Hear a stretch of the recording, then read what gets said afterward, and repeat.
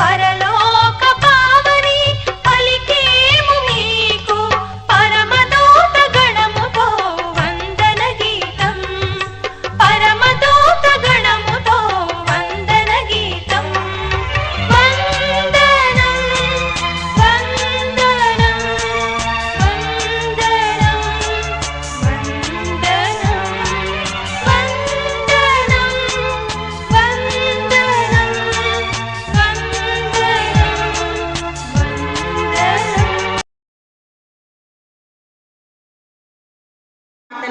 అందించిన వరాల తల్లివే నీవమ్మ. అంకుడిత దీక్షతో ప్రార్థించే ఆనిముత్యము లాంటి అమ్మము. ఈ మాతృమూర్తి సుగుణాలను ఆభరణములుగా వసిగి పెంచిన ఓ సుగుణాల సుందరి, లోక జ్ఞానమును సరిసమానముగా పంచి పెంచిన జ్ఞాన తల్లి మా అన్నమ్మ. అనేక మఠాలకు పాలక పునీతులుగా ఉంటూ అందరినీ దీవిస్తున్న తల్లి అన్నమ్మ గారు, మీకివే మా హృదయపూర్వక కుసుమాంజలులు. అన్నమ్మ గారి జీవిత చరిత్రను పరిశీలిస్తే ఆమె దావీదు వంశంలో బెత్లెహేము గ్రామంలో జన్మించింది. హెబ్రీ భాషలో ఆమె పేరు అన్న. అన్న అనేది గ్రీకు భాష నుండి వస్తుంది. అన్న అంటే గ్రేస్, అంటే వరప్రసాదం. జ్వాక్యము అంటే దేవుడు రక్షిస్తాడు. అన్నమ్మ గారు మరియమ్మ గారి తల్లి, యేసు ప్రభువుకు అమ్మమ్మ. అన్నమ్మకు నజరేతు నివాసియకు జ్వాక్యము అనే గొర్రెల కాపరితో వివాహం జరిగింది. వారికి వివాహమై 20 సంవత్సరాల తర్వాత కూడా పిల్లలు కలుగలేదు. యూదు సంప్రదాయం ప్రకారం ఇది దైవశాపం. ఊరు ప్రజలు సంబంధికులు అంటున్న మాటలను తట్టుకోలేక జ్వాక్యము ఉపవాస ప్రార్థనకై ఊరు వదిలి ఎడారికి వెళ్ళిపోయారు. అక్కడ దేవదూత ప్రత్యక్షమై వారికి ఒక కుమార్తె కలుగునని, ఆమెకు మేరీ అని పేరు పెట్టమని, ఆమెను దేవునికి సమర్పించమని తెలియజేశారు. అదే సమయంలో తన భర్త జాడ తెలియక తన కురుల స్థితిని తలంచుకుంటూ విలపిస్తున్న సమయంలో ఆ దేవదూత ప్రత్యక్షమై అదే విషయాన్ని అన్నమ్మ గారికి తెలియపరిచారు. ఆ తరువాత యెరూషలేము దేవాలయమునకు కేవలం కొన్ని వందల అడుగుల దూరంలో ఉన్న సియోను కొండ సమీపమున సున్నపు గోడల నివాసమందు అన్నమ్మ తన అందమైన బిడ్డకు జన్మనిచ్చింది. అన్నమ్మ ఈ లోకములకు తీసుకొచ్చిన ఆ బిడ్డ విశ్వరూపరేఖను మార్చివేసింది. సన్మనుషుల కంటెను, దూతల కంటెను అతి పవిత్రమైన పసిబిడ్డతో భగవంతుడు ఆమెకు కాబోయే తల్లిని అప్పటికే చూసుకున్నారు. ఆ శుభ గడియలలో అన్నమ్మ అనుభవించిన ఆనందమును ఎవరు వర్ణించగలరు? పునీత అన్నమ్మ గారిలో 3 సుగుణాలు కలవు. మొదటిది ప్రార్థనలో నిమగ్నమై ఉండుట. పునీత అన్నమ్మ గారి ప్రార్థన జీవితం ప్రధాన పాత్ర వహించింది. దాని ద్వారా వారు మరియమ్మను పడిసినారు. రెండవది దేవుని చిత్తమునకు విధేయులై ఉండుట. అన్నమ్మ గారు మరియమ్మ గారిని 3వ ఏట దేవాలయంలో కానుకగా సమర్పించారు. మూడవది పరులకు అవసరములలో కనికరం చూపుట.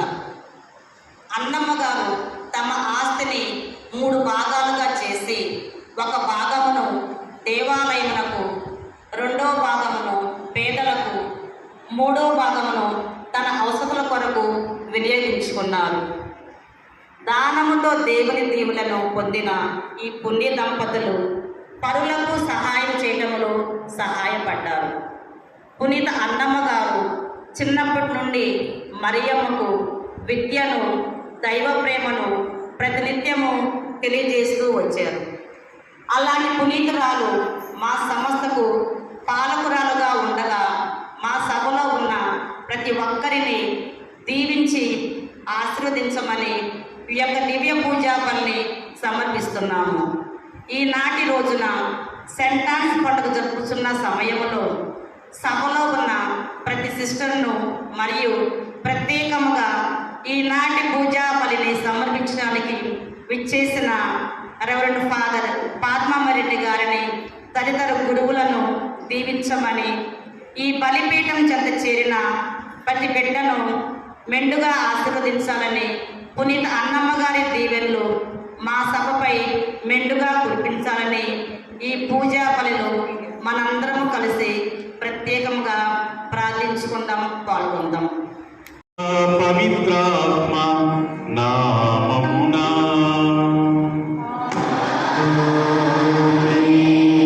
మన ప్రభువైన యేసుక్రీస్తు కృప, సర్వేశ్వరుని ప్రేమ, పవిత్రాత్మ సహకారం మీ అందరితో ఉండునుగాక.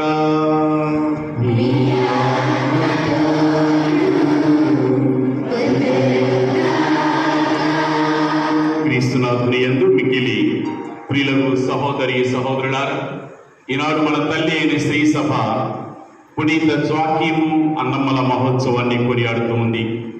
ప్రత్యేకంగా మన ఈ పునీత అన్నమ్మ మఠంలో ఉన్నటువంటి మఠవాసులందరూ కూడా తమ పాలక పునీత అయిన పునీత అన్నమ్మ గారి మహోత్సవాన్ని కొనియాడుతూ ఉన్నారు.